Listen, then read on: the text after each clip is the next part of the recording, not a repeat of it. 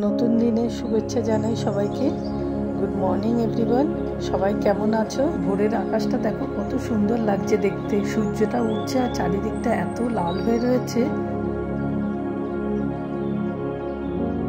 ফুলগুলো আগে সকালবেলা তুলে নিই।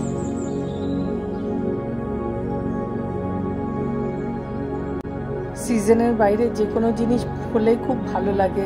যেমনি দেখো পদ্ম ফুলগুলো ফুটেছে, এই সময় তো পদ্ম ফুল ফোটার সিজন নয়, তবুও প্রচুর পদ্ম ফুল ফুটছে গাছে।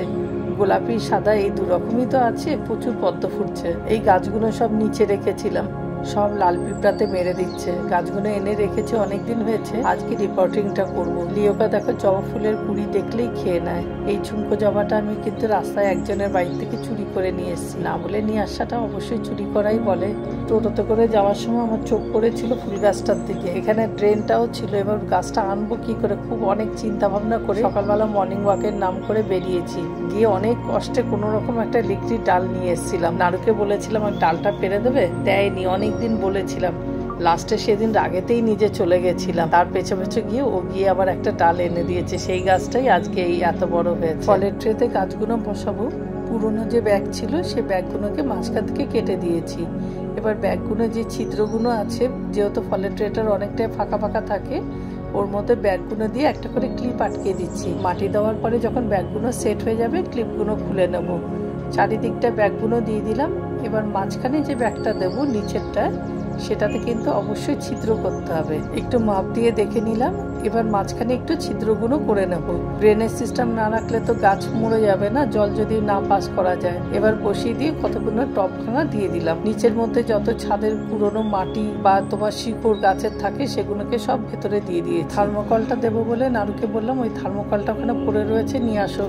অনেক থার্মোকল ছিল, ওকে অনেক আগের থেকে আনতে বলেছিলাম, আনেনি, অন্য লোক নিয়ে চলে গেছে। মাটিগুলোকে আগে তৈরি করে নিচ্ছে। গোবর সার, মাটি আর যে উনুনের কাঠের উনুনের যে ছাইগুলো থাকে সেগুলো সব দিয়ে, সঙ্গে ড্যাপ, ইউরিয়া, পটাশ, সুফলা সব একসাথে মিশিয়ে একটু স্যাপ দিয়ে ভালো করে মিশিয়ে নিয়ে মাটির একটা লেয়ার দিয়ে কিচেন ওয়েস্টগুলো দিয়ে আবার মাটি কিছুটা চাপা দিয়ে এবার গাছগুলোকে সব বসিয়ে দেবো।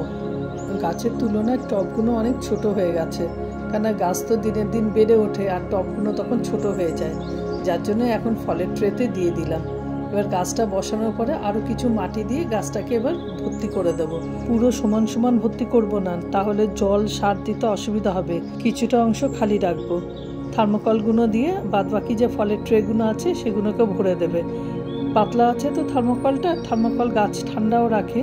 আর থার্মোকল কিন্তু রিপোর্টিংয়ের জন্য খুব ভালো, জানো তো, কেন মাটিও একদম সুন্দর বেরিয়ে চলে আসে। থার্মোকলগুলো আগে মাপ দিয়ে কেটে নিচ্ছে, তাহলে বসাতে সুবিধা হবে। এগুলো কিন্তু একটা সুবিধা, জল বা ঝড়ে কোনো কিছুতে নষ্ট হয় না, যদি ভেঙে না যায়। ভাঙার কোনো চান্স নেই, কেন তো মাটির মধ্যেই চাপা পড়ে যাবে। আর এগুলো যেহেতু নষ্ট হয় না রোদেতে বা জলেতে, ওর জন্য খুব সুবিধা। আর গাছগুলো এত ঠান্ডা থাকে যে গাছেরও কোনো ক্ষতি হয় না।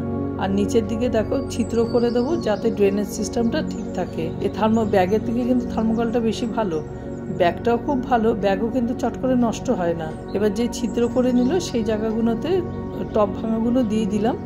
দিয়ে দেওয়ার পরে এবার যে ছাদ পরিষ্কার করার পরে যে পাতা পুতা থাকে সেগুলো দিয়ে আবার কিছু মাটি অল্প দিয়ে তার মধ্যে আবার কিচেন ওয়েস্টগুলো দিয়ে আবার অল্প মাটি দিয়ে এবার গাছগুলোকে সব বসিয়ে দিচ্ছি। গাছগুলো এইভাবে বসালে মাটিটাও অনেক কম লাগবে। আরো কয়টা ফলের ট্রে আমি এইভাবে থার্মোকল দিয়ে রেডি করে নিয়ে চলো। এবার রোদ প্রচুর কড়া উঠে গেছে, ছাদের কাজ শেষ, এবার রান্নার দিকে যাই। পোস্তটাকে এখানে আমি হালকা ভেজে নিলাম। পোস্তটা ভেজে নিলে পরে গুঁড়ো কিনতে করতে সুবিধা হবে। লিও সিম্বার ভাত আমাদের রান্না করা হয়ে গেছে। আজ রান্না করব পটলের একটা নিরামিষ তরকারি, কাজু আর পোস্ত দিয়ে। আলু, পটল, গোবিন্দভোগের চাল দিয়ে একটা রাইস তৈরি করব, যেটার সাথে কাজু আর কিশমিশ একটু দেবো। অল্প একটু পাঁচফোড়ন দিয়ে দুটো তেজপাতা দিয়ে আগে ভেজে নিচ্ছি পটলগুলোকে। পটলগুলো যতক্ষণে ভাজা হচ্ছে আমি পোস্ত, কাজু আর একটু আদা, কাঁচা লঙ্কা দিয়ে একটা মিক্সিতে পেস্ট বানিয়ে নিই। আমাদের লিওটা সবসময় এইভাবে কোনায় এসে বসে থাকে, এমন করে যেন ওকে কেউ ভালোবাসে না, কেউ ওকে দেখতে পারে না। সবসময় এরকম সিন ক্রিয়েট করার জন্য ঠিক এইভাবে বসবে। এবার আলুগুলোকে সব ভেজে নেব। আলুগুলো সব লাল লাল করে ভাজা হয়ে গেছে। এবার সব আলুগুলোকে নামিয়ে নিলাম। দিয়ে দিচ্ছি অল্প একটু পাঁচফোড়ন, একটু শুকনো লঙ্কা আর তেজপাতা, এগুলো সব ফোড়নে দিলাম।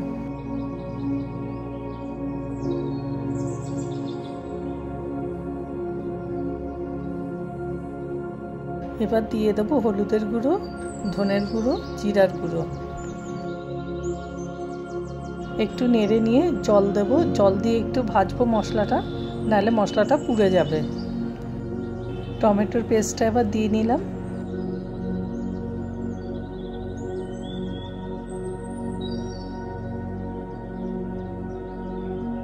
কাজু, পোস্ত, কাঁচা লঙ্কা, আদা সব একসাথে পেস্টটা এবার কড়াতে দিয়ে দিলাম। মশলাটা সব কষানো হয়ে গেছে। এবার ভেজে রাখা পটল, ভেজে রাখা আলু সব এবার কড়াতে দিয়ে ভালো করে আবার একটু নেড়ে ছেড়ে নেব। আর একটু ভালো করে কষাবো যতক্ষণ না তেলটা ছেড়ে আসছে।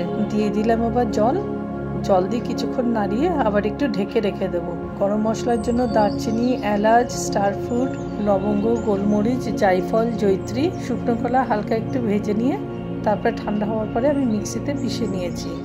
আলু পটলের নিরামিষ তরকারিটার মধ্যে এবার নুন, কাজু, কিশমিশ, চিনি, অল্প একটু ঘি, গরম মশলা সব একবারে দিয়ে কিছুক্ষণ নাড়িয়ে চাড়িয়ে নিয়ে এবার নামিয়ে দেব।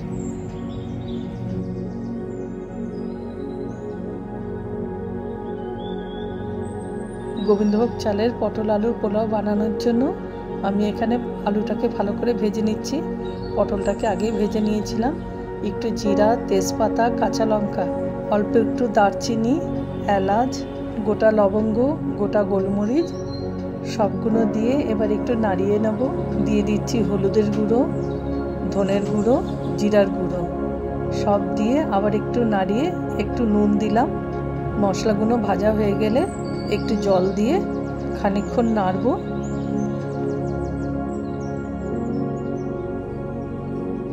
এবার দিয়ে দেবো কাজু আর কিশমিশ।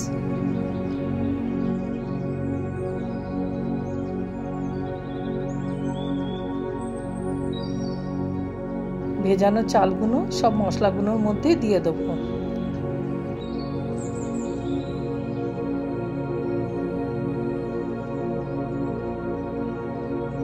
মশলাগুলোর সাথে চালটাকে ভালো করে একটু মিশিয়ে নেব। এবার দিয়ে দিলাম ভেজে রাখা আলু আর ভেজে রাখা পটল, সবগুলোকে একসাথে ভালো করে মিশিয়ে নেব।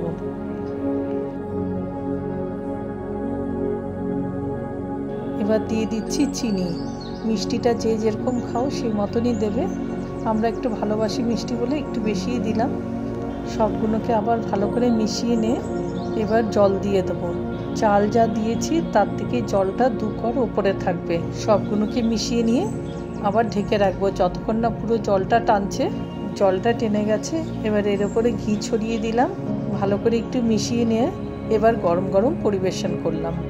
ভিডিওটা এখানেই শেষ করছি। আসছি ফিরে আবার নতুন ব্লগে।